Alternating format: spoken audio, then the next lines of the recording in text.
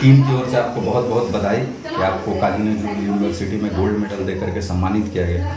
कैसा लग रहा था, कैसा महसूस हो रहा है? अस्सलामुअलैकुम। मैं आपकी बहुत शुक्रगुजार हूँ कि आपने इस लायक समझा कि मेरा बयान ले सके।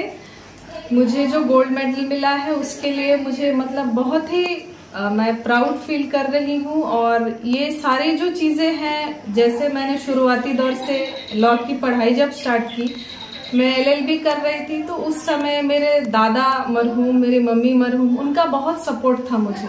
उन्होंने मुझे बहुत एनकरेज किया इस फील्ड में आगे बढ़ने के लिए। फिर धीरे धीरे मैंने जब LLB किया यूनिवर्सिटी ऑफ बर्दवान से, मैंने वहाँ पे भी टॉप किया। मैं LLB भी गोल्ड मेडलिस्ट हूँ। उसके बाद फिर अम्मी ने मुझे एनकरेज किया कि LLM करो। फिर मैं काजी नजरुल यूनिवर्सिटी आई, वहाँ से मैंने अप्लाइड क्रिमिनोलॉजी में LLM करना स्टार्ट किया। फिर 2 साल जैसे मेरा कोर्स कंप्लीट हुआ, अल्लाह ताला की दुआ से वहाँ पे भी मैं टॉपर हुई। उसके बाद जब मैं LLB दे रही थी, मेरे अंदर एक सपना था कि एक दिन मैं जुडिशियल सर्विस दूं। LLM करते हुए मैंने जुडिशियल सर्विस दिया। पहले चांस में मैंने जुडिशियल सर्विस क्वालिफाई किया। उसी साल मैंने LLM को टॉप किया। तो ये जो मेरी जो जर्नी रही है बहुत ही टफ रही है, लेकिन हाँ, जैसे कहा जाता है नथिंग इज इम्पॉसिबल। तो इंसान अगर डिटरमाइंड रहे और चाहे तो वो कुछ भी कर सकता है।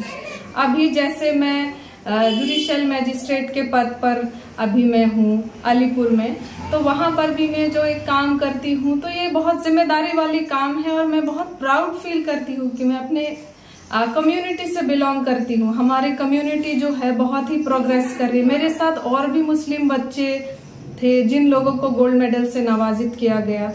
इसके बाद मतलब फिलोसोफर ने जैसे कहा है, with great powers comes great responsibility. तो मैं वो सोचती हूँ कि जहाँ पर आज अल्लाह ताला ने मुझे बिठाया है, मैं पूरे आवाम के लिए कुछ भला कर सकूँ। मेरी कोशिश यही रहेगी। और फिर से मैं अल्लाह ताला का, अपनी फैमिली का और अपने टीचर्स की बहुत शुक्रगुजार हूँ, जिनकी वजह से आज मैं यहाँ पर हूँ। और आपके चैनल को दिल से शुक्रिया अदा, मुझे इस लायक समझने के लिए कि आप मेरा बयान रिकॉर्ड कर रहे हैं। मैं बहुत थैंकफुल हूँ आप लोगों को। बहुत से ऐसे बच्चे हैं जो अभी वकालत की तैयारी कर रहे हैं, तो उन्हें क्या कहना चाहिएगा? किस तरह से उन्हें प्रोत्साहित कीजिएगा? देखिए, लॉ पढ़ना ऐसे सीधे शब्दों में देखें तो बहुत आसान लगता है, लेकिन जब हम लोग लॉ की किताब हाथ में रखते हैं तो हम लोग बोलते हैं ना, सिर्फ ब्लैक लेटर्स ऑफ लॉ नहीं पढ़ना है, उसके पीछे एक फिलॉसफी होती है। और जो बच्चे अपनी बेसिक कॉन्सेप्ट को माने शुरुआती दौर से फर्स्ट सेमेस्टर से क्लियर रखेंगे, उनके लिए कोई भी कॉम्पिटिटिव एग्जाम निकालना मुश्किल की बात नहीं है। लेकिन अगर आप अपने पढ़ाई से प्यार करोगे तो पढ़ाई वापस आपको प्यार करेगी। जब आप LLB करते हो तो अगर आप सीरियस हो तो 50% आपका बैटल वही कॉन्कर हो जाता है। 50% बस आपको कॉम्पिटिटिव एग्जाम लिखने की जरूरत पड़ती है। तो इसीलिए पढ़ाई जब आप कर रहे हो तो अपनी कॉन्सेप्ट्स को इतने क्लियर रखो कि किसी तरीके के भी सवाल हो आप उसका जवाब दे पाओ। Law is nothing but logic.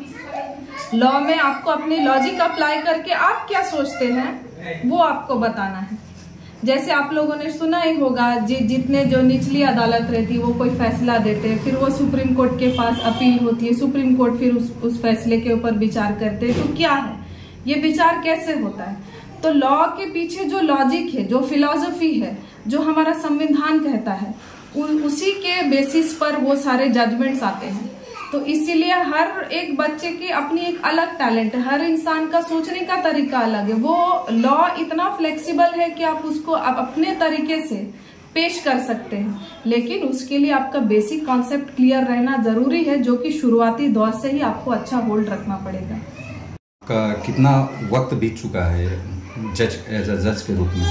मुझे करीबन 5 साल हो गई है। मेरी पहली पोस्टिंग एज अ सिविल जज जूनियर डिवीजन थी।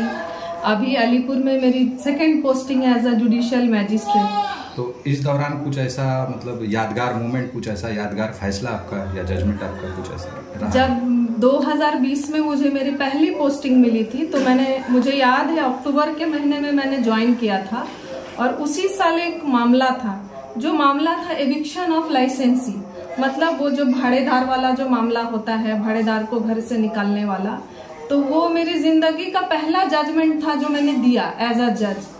और 1.5 साल बाद वो जजमेंट अपील हुई। अपील के बाद उसको एडिशनल डिस्ट्रिक्ट जज ने मेरे जजमेंट की तारीफ करते हुए उसे अफर्म किया कि ये जजमेंट बहुत ही अच्छा लिखा गया है। और उन्होंने मुझे पर्सनली बुला के भी बोला कि तुम्हारा काम बहुत अच्छा है, इसी तरह अच्छे से करते जाओ, मेहनत करते जाओ, अभी रेस बहुत लंबी है और आगे जाना।